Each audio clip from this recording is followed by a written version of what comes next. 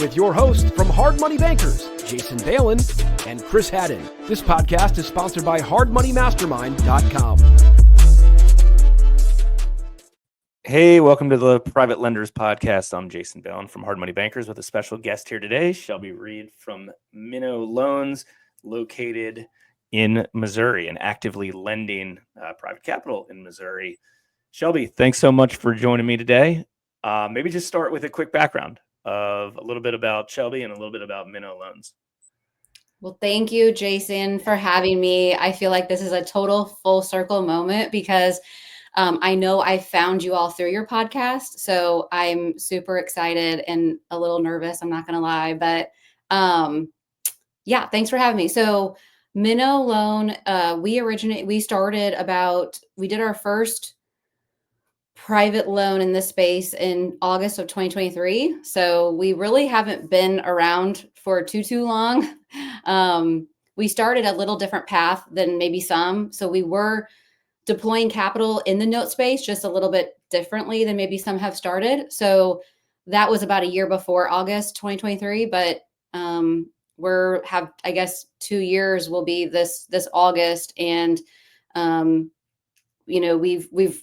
we kind of just got into it, kind of seeing what the demand was going to be in our local market, and really just here between St. Louis, Kansas City, Springfield, Columbia, Jefferson City, and it's just been, it's kind of blew up, like the demand for it and how many people were really needing capital and wanting the flexibility that we could offer with our capital. And so our business has really grown so quickly just because of the demand and need that we've seen in our local market. And as you mentioned, we are loaning just here in Missouri. So that's one uniqueness that we have. Like, we really try to niche down like here in the state.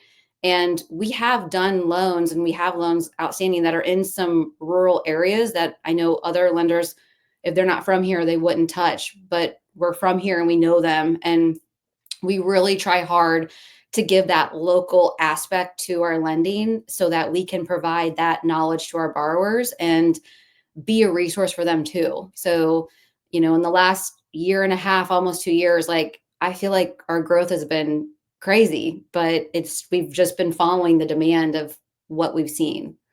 Yeah, I think that sums up what a lot of other successful lenders that I've seen is they start local, they start in an area that they're comfortable with.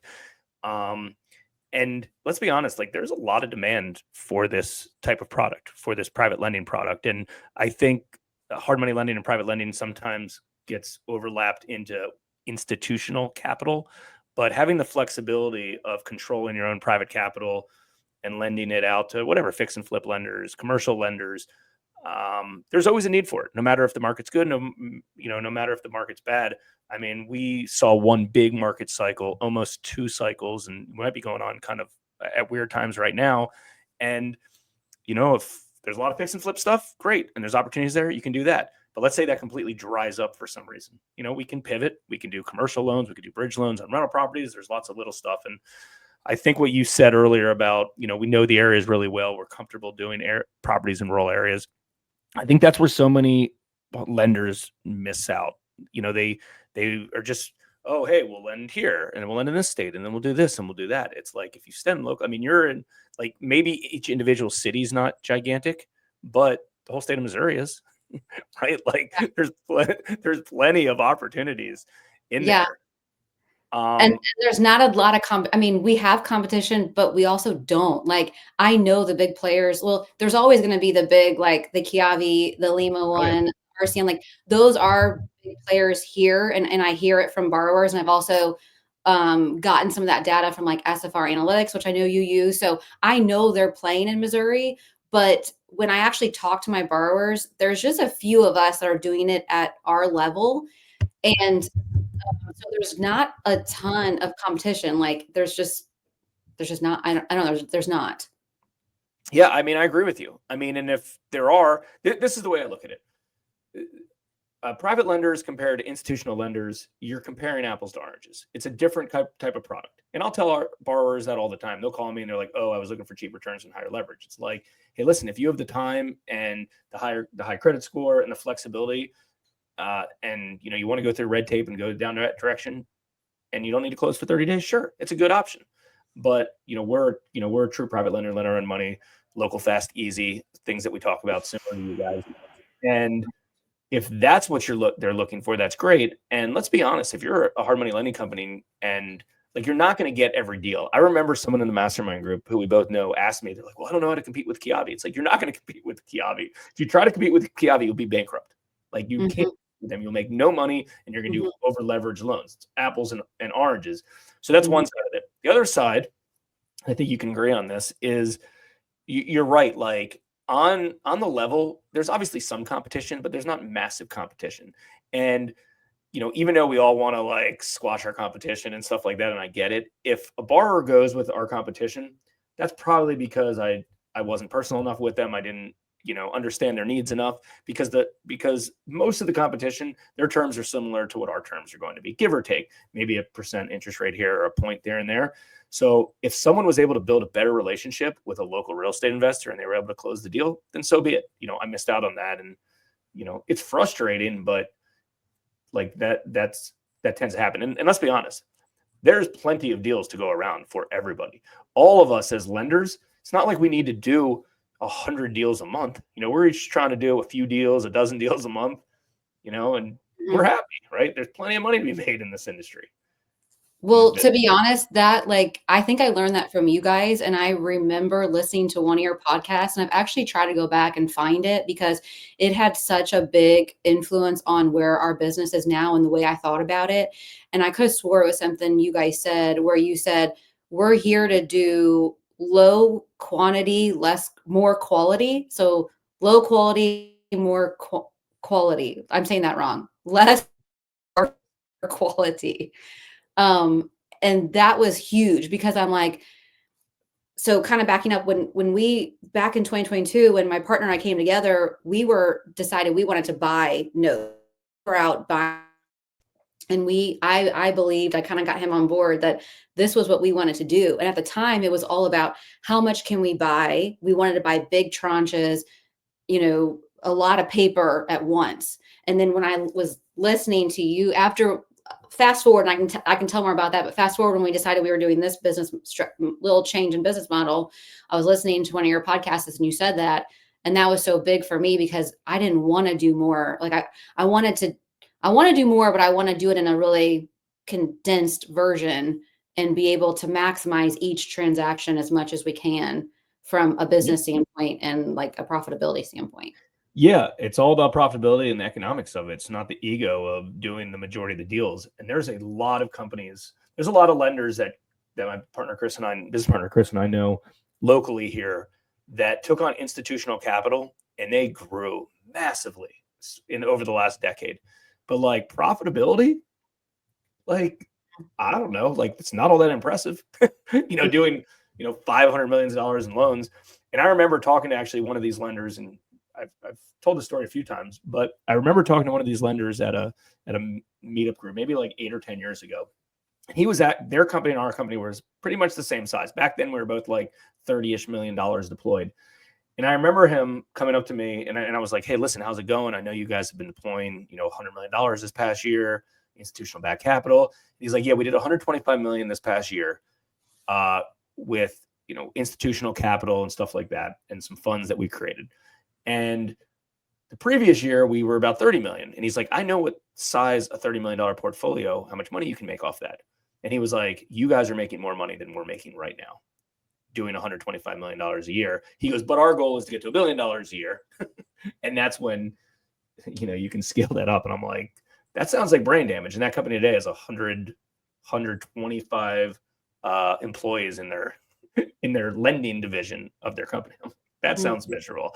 I like having a few and keep it. And, it's funny. Another guy that was in a mastermind group of mine years back too, he was a builder. And he was like, listen, my goal for my family is to make $1 million a year. That's where I'm comfortable with. If I can do that by building one house, I much rather build one house than 40, whatever it takes to do that one. So I think that's where a lot of people are missing the boat. And I'm glad to hear that you guys, you and your partner are on the same page as that, is It's not about just doing tons and tons of deals, because the lenders I know that have grown very, very fast and they've scaled and they didn't have kind of the right infrastructure in place. And then all of a sudden they're trying to compete with Kiavi and some other ones. A few years down the road, they're going to run into some real major problems, and they're all going to suddenly reassess their business model. Yeah. I mean, I think it depends on the personality too. I mean, some people just want to go big, and that's okay Yeah. too. And some Sure. people don't have kids, and, I have 2 of them. So, some people just have they're just in different life phases and they want different things. And, but yeah, reverse engineering into how much you want to make. I mean, I've done the math a zillion times, and I don't need to be at 100 million to do that. I don't even need to be at 50 million to do that. But, so I'm choosing the other option, probably more similar to your business model, but maybe even not as big as what you guys are doing. I don't even know if I have to be that big, but yeah, no, I agree. And there's no right or wrong in this space. And I think the most related to dollars and cents, like, if it's hard to determine what or define what the word success means, but let's just say success is based off of dollars and cents. Some of the most successful private lenders I know have self-funded operations, and they're kind of a one-man band, and they don't lend out a lot of money. Like, for on a business side, like, I mean, I'm talking $5, $6, $7 million a year type of thing of their own money. And they do, they're in a market that has, some larger loan amounts, which makes it a little bit easier. And, their goal is to do, a deal a month, 2 deals a month with their own money, and they do great. And they're very profitable on it. And they're not cheap. They're not cutting price. They're lending out at a premium with their own money, and that works for them. mm-hmm. And other folks that are doing massive scale with a huge operation. I know, one other thing, another little pet peeve of mine, and I think you probably agree with this because you've been a very good job owner operating this business, is a lot of lenders get into this business and they try to figure out a way to replace themselves.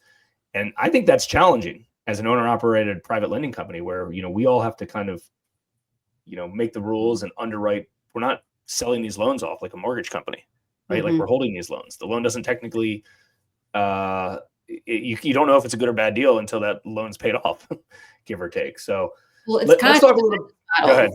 That's the business model that we're in. Like, it's a personal short-term business model. Like, this is not like a widget model where, like, we're selling t-shirts and, like, or even selling loans. Like, it's just not like that. And that is also something that I've quickly been learning the last couple of months, that it's just, it's a different business. And I never not see myself involved in where I am, like, with my borrowers, because I know that's how I've been able to be so successful, is because of the relationships I have. And if I don't have that, like, I think people could come in and build off of that and branch off, and maybe that happens one day, but my being involved is like, that is the business.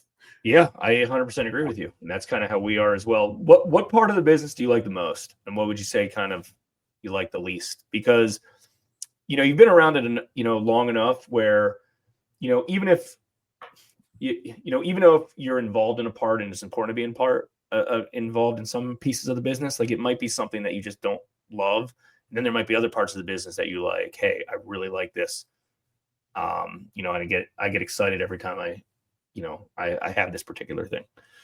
Well, I'm a total deal junkie. I don't know if I've told you all that, but I'm a total deal junkie. And so I love the deals. I love chasing the deals. I love when borrowers call me at 8:00 at night, and even if I'm like at my son's hockey game and I've got to like walk out and I'm like, hey, Amanda, what's up? What do you got? And she's got something. And we actually have a really high attrition rate, where when borrowers come to me with a deal, if it's a good deal and they're going to get it, like, we really get that. We have a high, like, we'll get that loan. Like, it. And so I love getting to see all the deals. I'm a numbers person, so I get to see it from my vantage point now, versus I used to be the real estate investor trying to analyze the deal and get caught up in that number. And now I love that deals are brought to me. I don't have to go find a deal, and I'm still getting to feel like I'm doing this deal with them, even though I'm not the one that's buying the property and flipping it.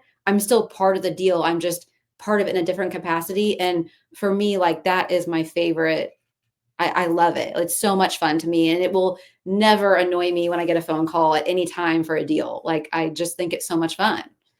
I agree with you. 100%. And I think that's important to be a pretty, I'm not saying that's a prerequisite, but I think a lot of other hard money lenders that we both mutually know are, have that same feeling. Like, they like doing that.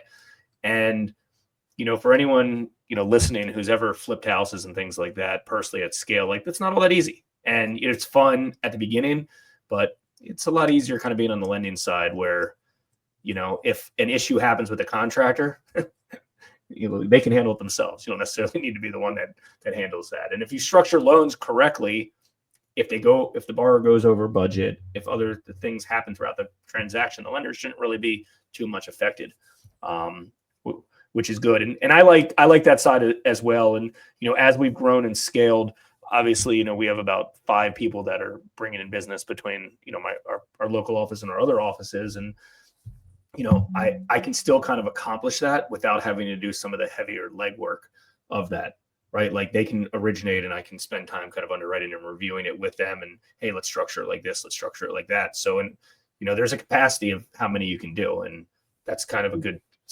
scaling mechanism. Is there, one part of the business that you don't like? And I'm going to probably guess what I think it could be, but is there anything in particular? Probably the boiling point of where I am. So that's probably what you're going to say, is that, like, the back and forth on the loan docs with title and all the stuff that goes behind the scenes. I mean, I am a detailed person, and so I love the detailedness of it all and gathering all the docs and doing all the stuff, but it gets to a point where it overwhelms you and it's just all consuming, where you're at your desk all day. And I love to be at my desk, but I mean, I don't even know. I love all the parts of this business. I'm not going to lie. So I don't want to say I don't like it. It's just probably causing me the most stress right now, because I'm starting to get to, which is what I've talked with you a lot about, of I'm reaching my bandwidth capacity. So, I can only do so much. So I guess the hardest part is just, how do I still provide the service I want without sacrificing underwriting a deal? Like, I will never not underwrite the deal how I want to, or, put my capital at risk. So, but still also servicing the customers and the borrowers from a transactional side. Cause when, payoffs start to build, payoff requests or due diligence requests come up my way and I can't do it all, that's the part that now I'm starting to not like. Yeah. I mean, processing loans and doing the keystrokes, that's probably a good way to describe it, is challenging, and it becomes overwhelming because, that takes, working with the borrower and communicating with them and originating the loan, potentially underwriting. Like, you can get through that pretty quick, but you got to make sure in this business that all your T's are crossed and your I's are dotted. So, attention to detail is important. But doing that paperwork takes time. And 2 quick stories that I think will resonate with a lot of people is, I remember, like, back in the day when we had started, we got to a pretty decent sized portfolio, and it was just me and my business partner, Chris. And in essence, we always said I was the front end, he was the back end. So I would, do the origination, the underwriting, processing, which took a ton of time. And then, he would do investor relations and servicing loans and defaults and things like that. And, we had a business coach at the time, and I did not want to give up processing. I did not want to give up processing loans, because you can probably relate to this, that you're originating the loan, you're underwriting the loan, you're processing the loan. It's kind of like one seamless process. It's not necessarily different people, different steps. It's like one thing. You have a relationship with them. Oh, cool. Can you send me this? Cool. I marked that off. Right. And I have that. Oh, can you send me this? Can you send me that? And you're going back and forth. And I thought that I was going to lose either relationships and control of the transaction and not fully remember what was up. Like, I remember when I was actually processing loans, not just originating and underwriting, like, I knew every detail, worthless detail about every deal that we ever did, like borrowers' primary residences, addresses, like off the top of my head. Like, 2 years later, I could tell you where a borrower lived on their primary. Like, is that necessary? I don't know. Maybe not. I just knew everything about it because I was so involved in it. And a business coach was like, hey, listen, imagine if you can hire somebody and they're 80% as good as you are, but you don't have to do any of that stuff anymore. Would that make sense? And it's like, yeah, absolutely. But it was still a scary thing. Well, it ended up when we hired our portfolio manager 11 or 12 years ago, which is, and this is our processor, we call our portfolio manager. She's 110% better than I was. So not only, did nothing slip through the cracks, like it was better. She was able to do it better than me. And, you learn how to put, and you're going to go through this right now because I know you're kind of potentially in the process of doing that. You put QC and some quality control in place so you don't miss anything, right? Like you're still reviewing files multiple times throughout the process. So it still ends up, being in a good spot. All right. So that was first story rant. Next story rant is we were in Texas at our Hard Money Mastermind group event about a year ago, and a lending company that, they're pretty decent size. Like they're probably $15 million deployed and it's just two people. And the one guy was just complaining. He was like, listen, I really need a processor. I don't, in this place. Oh, no, I'm sorry. He was complaining because he didn't like to talk to borrowers anymore. That's what it ended up being. Mm-hmm, mm-hmm. And I was like, well, what do you mean? He's like, I don't have time to talk to these borrowers. We're too busy. I'm processing loans. Like my phone's ringing off the hook. I can't respond to emails. Like it's annoying. I need to hire someone to answer the phones. And I was like, I think you're doing this backwards. I was like, you don't want to talk to borrowers anymore and you're overwhelmed with them because you're processing loans and it's taking way too long. Imagine if you put a processor in place and then you can go back to talk to borrowers again. And then, a few months later, they put that in place and he enjoyed talking to it because you probably get overwhelmed with that as well. Like you're not answering the phone because you're processing a file and you need to stay focused on that. Mm-hmm. But let's be honest. And I've heard you say that story. That's exactly where we're at. So that we've kind of hit that point in our business, which is an amazing point to be. So I'm thrilled to be there, but we're definitely there. That's it in a nutshell. So it's a good problem to have. Yeah. And I think it's an easy stress test of like, whenever you're not doing something that you think's important because you're busy doing something that might not be as important, it's time to replace that. And, most lending companies are getting front-end help and back-end help, front-end help processing, type of help, back-end help, with loan servicing stuff. Yeah. And, and it's doing the keystrokes. The keystrokes is challenging. I mean, if think about this, if you molded your day into what you wanted to do, only what you wanted to do, I think most people would agree that if you kept yourself busy for whatever, 5, 6, 7, 8, 9 hours a day, originating business, talking to borrowers, underwriting borrowers, and that's it, like that's a pretty darn productive day. And, in essence, it got to a point where it's like, hey, you get out, you're talking to someone named Michelle on the phone, be like, hey, that sounds great. Do me a favor. Send me over the purchase contract. I'll get you a term sheet over later today. We'll get this thing all rocking and rolling, and we'll make this easy for if you need anything, my number, right? And then like you're out, processors in, like, yeah. And you can keep yourself busy like that. That's a pretty darn productive day, week, year. Right. Well, I try to think like in the morning when I get into my desk, I try to really, like this last month when I've been a little, overwhelmed and can't get to everything, I really try to look at my list that day and I'm like, okay, what is the most important thing that's going to get me another loan on my board? What's a really important thing I need to focus on today to get that loan from committed to funded? Because that's kind of how I organize it, as active leads, committed to fund, and funded. And so whenever I see anything that's an active lead that's kind of on like what you call your hot sheet, that is like, I'm like hot to trot on that. Like, how can I get that to the committed? And then once they're committed, how can I get the committed into funded?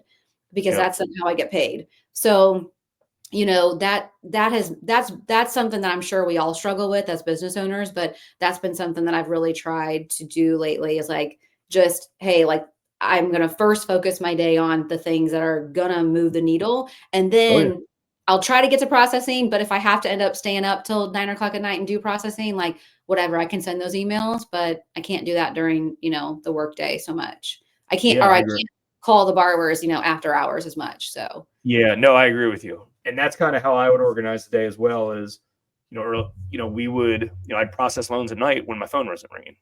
Right. And you had free time because it's not hard to do that, but it takes, there's you got to pay attention on it, and the details matter in this business a lot.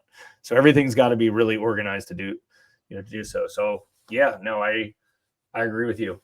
Yeah, and I like what you said about active, committed, and funded. I remember that when we were a little bit smaller and we had one other loan officer that, we were kind of feeding deals to all day long, and their job was just to go, hey, we have a lot of incoming active leads, go out and get these things closed. Like the first part of the day was the first hour is just, I hate to say it, but harassing the crap out of people that have verbally committed to move forward and they just haven't yet. It's like text them, call them, drive to their house, whatever you have to do. Because, the challenging part is, and we've talked about this before, is like both of us, we're in offices all day long, but not every one of our real estate investor borrowers is in an office. They might be on a roof. They might be looking at another property. They might, I don't know, have a regular job that they can't be on the phone. So when we're ready to proceed and we want to close quick, like we want to get everything in as quick as possible, but they might not be in a spot that they can. So we do whatever we can to proactively try to get the deals moving forward. Yeah. And we hold people's hand. And I mean, I tell people all the time, I don't tell them that, I tell my partner all the time, like, I know I hold their hands, but that's also why they like working with me. I mean, I try to make it easy, and I might call him a bunch of times because I know that guy is out there building a house, and I had a borrower just like that we closed a deal for. And, I kind of had to stay on top of them, but they're not going to necessarily get that hand holding from another company. No. So I think that is another outlier that makes us a little more unique. Yep. I agree. And I think that's important. And, and I've said this thousands of times to so many hard money lenders, like this is a long game. Somebody's not going to call you today and potentially you're going to close a deal for them tomorrow. Does that happen? Yeah, it happens. And that's great if that happens, but that's not always the case. We've had people in our email database for over 10 years that we've closed loans for. They weren't ready at the time. They didn't have the cash at the time, whatever the case is. And believe me that if you're out there proactively trying to get business right now and you get frustrated because you're losing them to an institutional lender, those institutional lenders aren't going to be there forever either. That's not a business model. That's a forever business model. That's a market-driven business model, which as the markets change, they'll phase out or they'll decide to get into other asset classes. They're not always going to be around, and that's okay. So like people will come back to you. You have over the years we've had capital investors that have turned into borrowers. We've had borrowers that have turned into capital investors. Like we've spent time on these particular borrowers that weren't qualified then and we're doing them now. So you never know. The goal is just talk to real estate investors every day and have good conversations with real estate investors locally every day, and good things will happen. All right. So one last question and we'll get this wrapped up. What do you think, what kind of in a perfect world, obviously, things always change. We recognize that. And, I try not to look at, what my 30-year goal is. I try to look at what my 5-year goal is. And most goals, if you're proactive every day, happen a lot quicker than one might think. But like, what's your, let's call it end goal in this? Like, are you guys trying to grow this thing to be gigantic? Or are you trying to just deploy, just nominal amount of money as profitable as possible on a small scale? And if you had kind of a magic wand, how would that, what would that look like? That's a good question. I've thought about this a lot, and our end goal is never to, I guess I'll start out by saying it's never to push capital out. It's always to make good loans and do that as many times as I can, but doing it in a very responsible way. But as far as like where I really see us in a good place would be, we've only been doing this for 2 years. So I've learned so much in the last 2 years. And so another 2, I'd love to hit like the 5-year mark and be consistently originating, say 15 to 20 million a year, like is kind of where I see us like having a really nice sweet spot. But in reality, like we're not that far away from that now. So we might even be more than that, but I don't see us as having the big goals of going beyond, maybe 20, 25 million a year. Maybe that happens one day. But the goal for me right now is to produce income for my family and for myself while providing a really good return for my, investors' capital. and also producing income from my partner. So, this business has been shocking in that we actually are producing income in a quick amount of time, but, we want to grow upon that. So hopefully the next 5 years, I want to say we have some stability, but if you're always continuing to grow, it's, you have stability, but you're continuing to grow and expand. But my goal would be in 5 years to have one more person on our team to assist with processing and assist with some of the back end stuff. And I would love that to be more of like what you call it, an office manager role. And I don't want to call him just a processor, but I would like that office manager role to be brought on and to be at a consistent pace where we're not like, okay, what am I going to close next month? And what's on the board for next month? And I think in sales, like, you're always going to have that, but I would love to get to a point where it's like we are seeing the consistency and we're turning down more deals than what we're funding, because then I would feel really, really great that we're consistent and we're stable and we have room to grow if we want to.